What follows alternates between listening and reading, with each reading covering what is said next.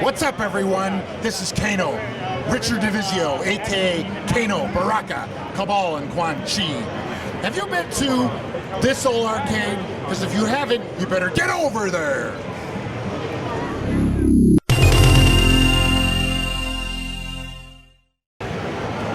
All right, we are here with Sam. Sam, how's it going? Hi, how are you? Thanks for having me. I love how you make these machines. Thank you. Now, these machines are actually, you made them by scratch, right? Yep, they're all 100% by hand, 100% scratch. What made you into recreating these arcades? Well, so do you want me?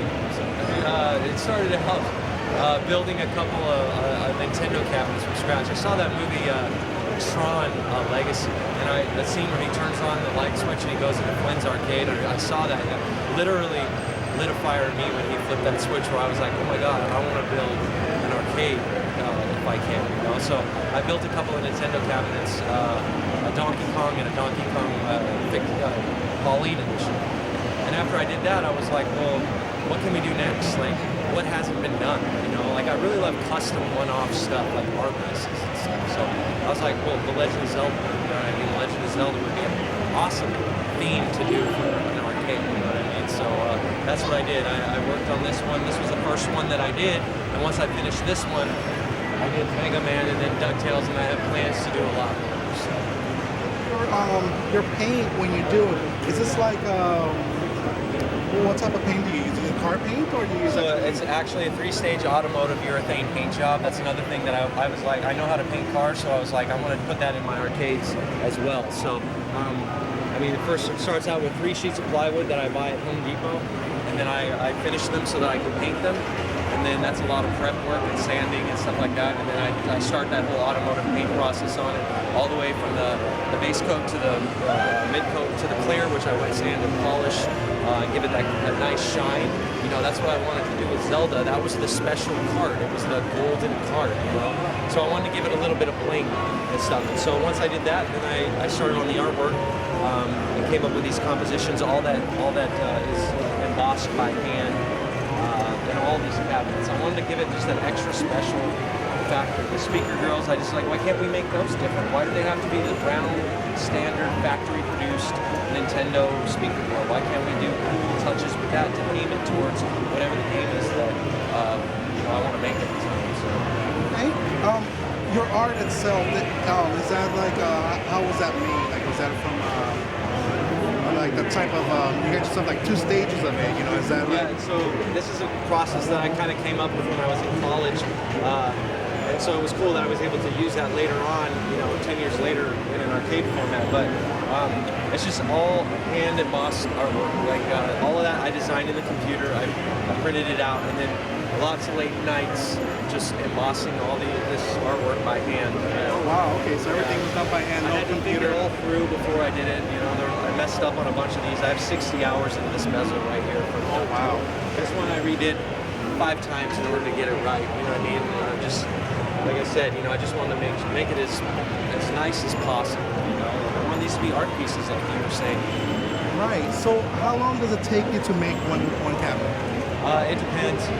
About 200 hours average to make one of these, just because of the whole automotive process. It's a lot of work. It's a lot of prep work, and then of course this embossing process that I do by hand.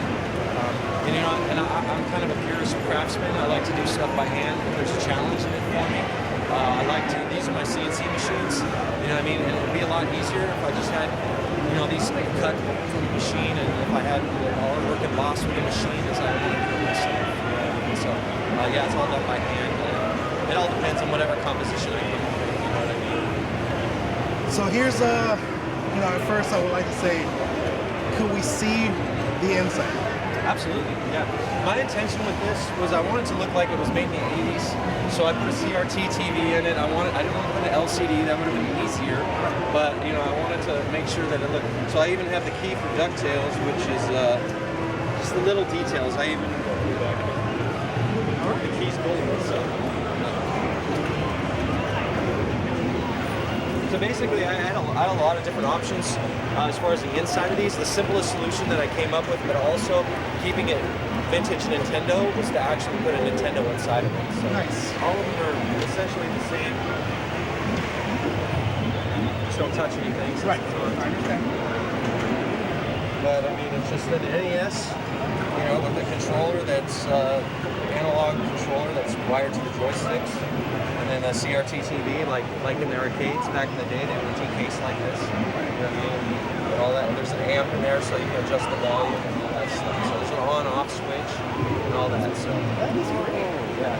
You know, there's lots of different options that I could have went with this, and I just decided this was the simplest and most authentic, other than using a Play Choice 10, which I'm not going to tear apart a Play Choice 10 in order to make this. You know, so. No, you did a great job.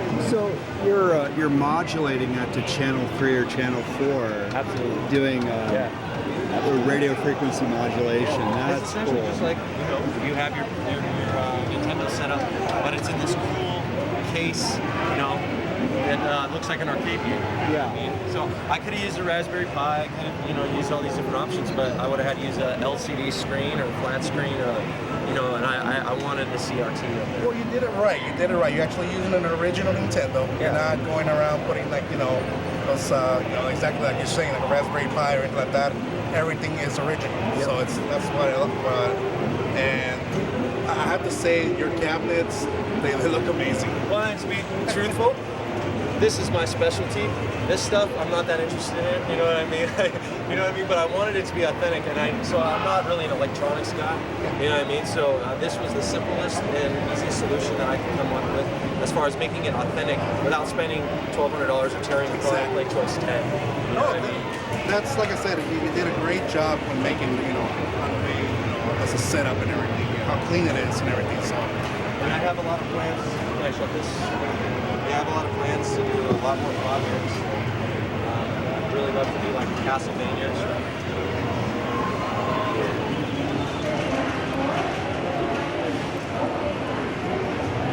I'd really love to do like a Castlevania or Mighty Final Fight or even a Metroid. You know, just keep kind of doing these cool cabinets that have these cool themes. You know what I mean?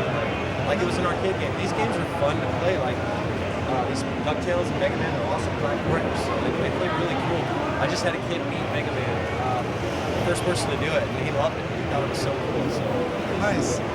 So I saw that you're building also the Oregon Trail, or did you just I finish just that? finished the Oregon Trail cabinets for High Scores Arcade out in the Bay Area in San Francisco. But yeah. They asked if I could build them. They had this great idea that they said, "Can you build us an Oregon Trail arcade?" And so I said, "Yeah." What if they made it in that's the whole concept. What if they made it? What if they made it in the 80s? What if they made it in 1848 when everybody was traveling to California and Oregon, you know, to go west to try to build a better life? What would it have looked like if it was on a wagon? So that's what I did. That's again all by hand. I had to come up with some really cool different techniques in order to achieve what I did here, but. I love what you did with the Yeah.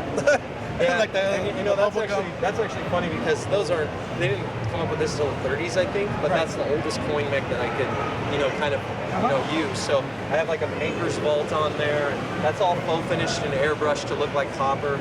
All that artwork is hand drawn. So I wanted it to look like a newspaper print like they were using back then to tell people to go west. Right. You know, and it's advertising, you know, the beaver, why people were going out there, the natural resources, the gold, the 49er. I mean, to go to California and stuff like that. So this is a really cool project, and I actually did take it to Chimney Rock, Nebraska, and photograph it in front of Chimney Rock, Nebraska, which was one of the goals for the pioneers when they couldn't wait to get to that because they knew they were on the right path going west towards Oregon and California. So that is amazing. That just like blows my mind how the way you did it. And the people that commissioned it at a High Scores Arcade, they wanted to keep one. They're like, we want that clicky old feel.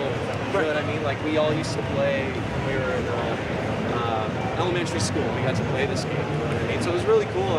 San Francisco Chronicle did a story about it, a couple stories actually, and old teachers saw this and they were like, oh my god, I used to have that back, and they hadn't thought about that game in 30 years. You know what I mean? So it's cool that these old games are being brought out in this new format, and they're stoking that nostalgia that kind of is dormant in people, and it's bringing it back to life, which is an unexpected consequence of, you know, why I was making things. I just wanted to do some cool projects, you know what I mean?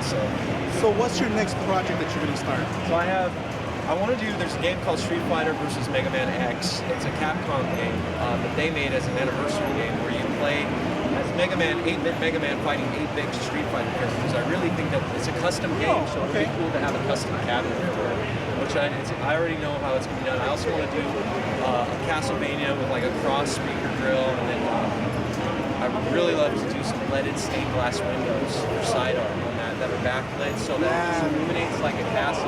Yeah. You know what I mean? Possibly do another Zelda with that same leaded. God knows how many hours I'm gonna have in that project. You know what I mean? Making stained glass side art, but I just feel like that would just be over the top. You know what I mean? There's if people wanted to see your work and everything, do you have a way that they can look at that? Yeah, I'm on Instagram and Facebook, Rewind by Design, one word, Rewind by Design. I just document my builds, like how I'm doing, what I'm doing, and where I'm going, and all that stuff. So that's great. Thank you. So yeah, we'll definitely keep in touch, and we'll be checking out your work and everything. Thank you so much. Regional qualifiers finals will be held in the Tetris area.